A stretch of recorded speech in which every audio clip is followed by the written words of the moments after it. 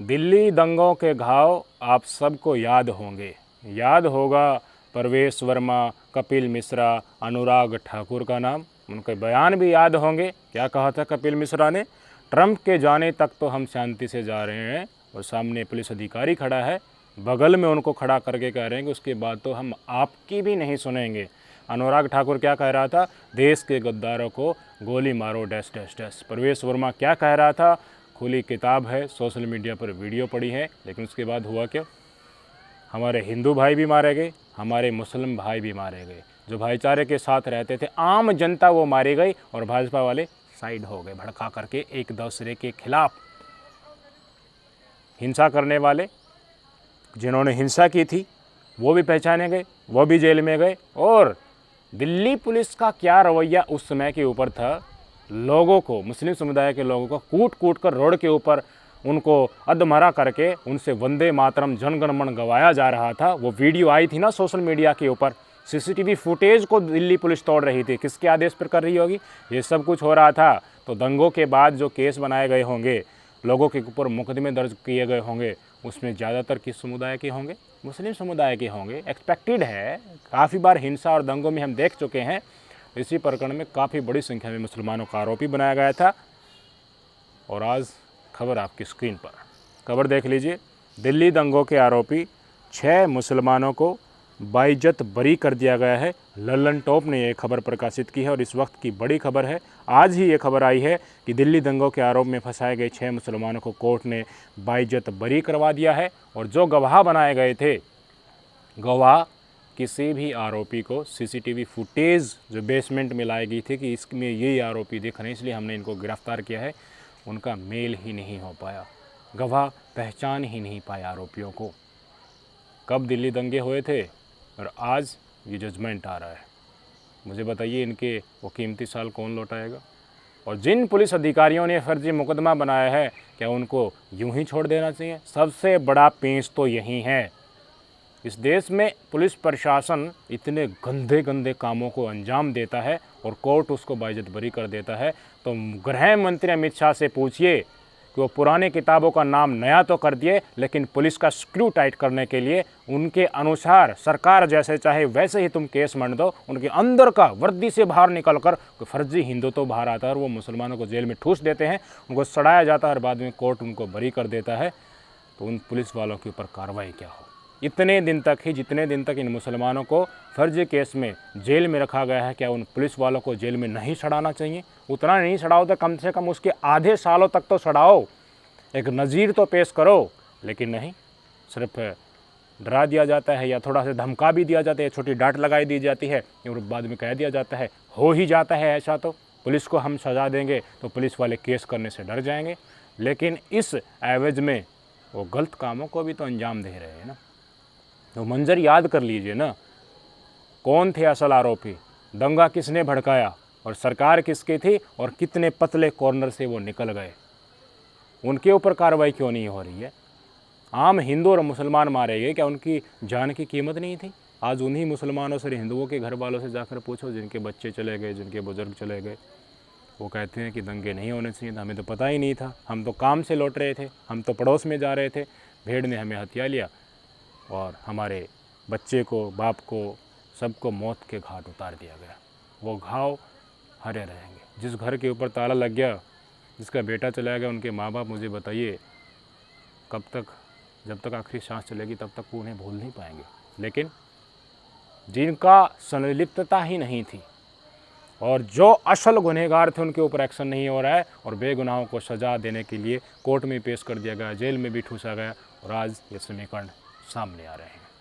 इस देश में लोकतंत्र और संविधान तो है, लेकिन उसका इस्तेमाल किस तरीके से किया जा रहा है आप समझ सकते हैं। लचीले संविधान का अपने अनुसार मोड़ने का परिणाम आप देख सकते हैं। और जब सरकार ही धर्म के नाम पर राजनीति रोटियां सेके, दंगों से उनको लाभ होता हो, दंगों के बाद मुसलमानों को टाइट करने से हिंदू समुदाय को ये दिखाना हो कि देखिए हमने मुसलमानों का स्क्रू टाइट कर दिया इसलिए हमें वोट दे दें, तो ज़्यादा से ज़्यादा मुसलमानों को प्रताड़ित किया जाएगा या नहीं किया जाएगा?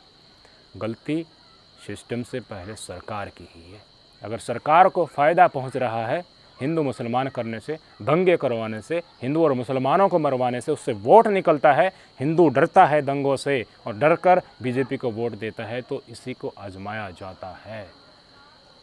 सरकार को सुधारना हमारा कर्तव्य है। कुछ नज़ीर आई है, एक अच्छा डेवलपमेंट कहा जाए, बद्रीनाथ और अयोध्या से ये हारे हैं तो इनको झटका लगा है, लेकिन कावड़ यात्रा के नाम पर जो नौटंकी की गई, नाम लिखवाए गए, मस्जिद को ढक दिया गया, बाद में और भी आदेश यूपी प्रशासन की तरफ से आया कि जो भी नॉन वेज की दुकानें हैं उनको तिरपाल से ढकना है। ये सारी नज़ीरें सामने आई तो हमें लगा कि भाजपा सुधे नहीं है। इनको लगता है कि राम राज्य जैसे प्रदेशों में धर्म के नाम पर तुम और ज़्यादा हिंदुओं को बरगला सकते हैं। इनको घमंड है, इनको लग रहा है कि विपक्ष ने कुछ प्रचार किया संविधान की किताब को लेकर, इसलिए हम हार गए।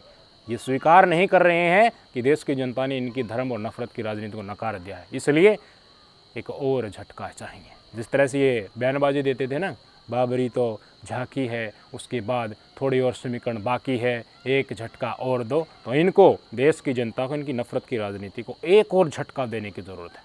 आगामी विधानसभा चुनाव या लोकसभा चुनाव जहाँ पर भी आते हैं, इस देश की जनता का कर्तव्य बनता है कि आम जनमानस, आम मुसलमान, अल्पसंख्यक समुदाय के लोग जिन्होंने हमारे साथ मिलकर हमारी भारत माता की रक्षा की, हमारे देश के बॉर्डर्स की रक्षा की, आक्रांताओं को हमारे देश से भगाया, अपना लहू बहा दिया, हमारे हिंदू भाइयों के साथ आपस में मेल जोल के साथ, भाईचारे के साथ जेल में रहे, यातनाएं सही, अपना बलिदान दे दिया। कोई तोप के आगे खड़े होकर उड़ गया, कोई बटुकेश्वर दत्त, अस्फाउल्ला खान, इन सब नामकरण को, पूरी लिस्ट को हम पढ़ते हैं तो पढ़ते ही पढ़ते जाएंगे और उनको योगदानों को, उनके द्वारा न्यौछावर की गई आहुतियों को याद करेंगे तो गर्व से हमारा सीना चौड़ा होता है।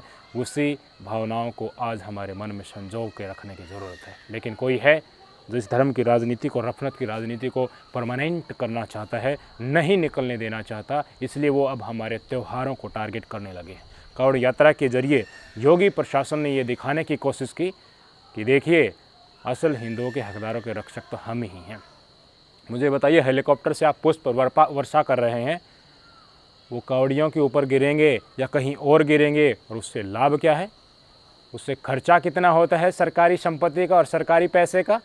क्या कावड़ियों ने ये डिमांड की थी? क्या कावड़िए जो साफ मन से कावड़ लेने के लिए जाते हैं वो चाहते हैं कि रोड किनारे मुस्लिम भाइयों के ढाबे हैं वो क्लोज़ किए जाएं, उनको बंद किया जाए? नज़ीरें और तस्वीरें मैंने दिखाई थी ना, हिंदू समुदाय के लोग जो असली हिंदू हैं, इनके अंधभक्ति में नहीं फंसे हैं, वो स्वयं मुस्लिम समुदाय की दुकानों के ऊपर जाकर चाय पी रहे हैं। यार मुसलमान को अछूत थोड़ी है, वो कावड़ को छू देगा तो वो खंडित थोड़ी ना हो जाएगी। लेकिन कुछ लोग हैं जिनकी अंधभक्ति में अब भी फंसे हुए हैं। हमारे गरीब और मध्य वर्ग क्लास का सबसे ज़्यादा शोषण इसी धर्म ने किया है, तो इसलिए कुछ लोग हैं जो मुसलमानों को देखते हैं उनको लगने लगता है कि हमारी कावड़ खंडित हो जाएगी। मदरसे के ऊपर पत्थरबाजी की जा रही है, उसके ऊपर हमला किया जा रहा है, ये बताया जा रहा है कि देखिए यहाँ पर एक पॉलीथीन पड़ा है, इसमें नॉन वेज हो सकता है, ये मुसलमानों के द्वारा कावड़ खंडित का प्रयास है। पुलिस आती है, देखते हैं कि भाई साहब इसमें तो कूड़ा पड़ा हुआ है। ई रिक्शा वाले को तोड़ा जा रहा है, उसकी मौत हो जाती है, बाद में गाड़ी को पलट दिया जाता है, पुलिस प्रशासन की गाड़ी को तोड़ दिया जाता है, और देखिए राजनीति के लिए सरेआम खुल्लम खुल्ला किया जा रहा है। लोकसभा इलेक्शन को याद कर लीजिए, मोदी जी क्या कहते थे, योगी जी क्या कहते, यही योगी जी कहते थे ना कि इनकी सरकार आ गई तो गो कसी की खुली छूट देंगे। उसके बाद राहुल गांधी को कहना पड़ा इस देश के द्वारा दी गई ताकत के द्वारा ही संसद भवन के अंदर कि बीजेपी मतलब हिंदू हैं, नहीं है, ये हिंदू हो ही नहीं सकते। आरएसएस मतलब, बीजेपी मतलब, ये संघ मतलब हिंदू, नरेंद्र मोदी मतलब हिंदू नहीं हो सकता, हिंदू हिंसक हो ही नहीं सकता। लेकिन सनातन की भावनाओं से परे जाते हुए इन्होंने हिंसा को ही धर्म की आड़ में हथियार बना लिया है, और उस डर के माहौल में हिंदुओं की वोट चाहते हैं। एक झटका और दो, रिपीट कर रहा हूँ, ज़रूरी है। लोकसभा से इनकी अक्ल ठिकाने नहीं आई है, इनको ज़रूरी है एक झटका और दीजिए। उपचुनाव में मौका मिलता है या आगामी विधानसभा चुनाव में मौका मिलता है, ज़रूर दीजिए, नहीं तो हमारे ये समाज को खा जाएंगे। मुसलमान इतने सारे हैं, उनसे साथ ये भिड़ाते भिड़ाते हमारे समाज को इतना बड़ा नुकसान कर देंगे अपनी राजनीतिक रोटियां के लिए कि भाई साहब हमारा भाईचारा नेस्तनाबूद हो जाएगा, हम गर्त में चले जाएंगे, हम गुलाम बन जाएंगे इनके पूंजीपतियों के, और ये अपने जीवन ऐसे काटेंगे, भाग जाएंगे, सारा देश का संसाधन लूट के। यहाँ पर रहना तो हमें ही है, बाद में हमें समझ आएगा अरे ये मुसलमान तो हमारे ही भाई हैं, इनका योगदान के बिना तो हम अधूरे ही हैं। इस भाईचारे के बिना तो हम एक कदम रखने के लिए तैयार नहीं हैं। इसलिए समझो समय से पहले जिस चक्रव्यूह में आप फंस चुके हो, बचाइए अपने आप को, एक झटका और दीजिए। नमस्कार।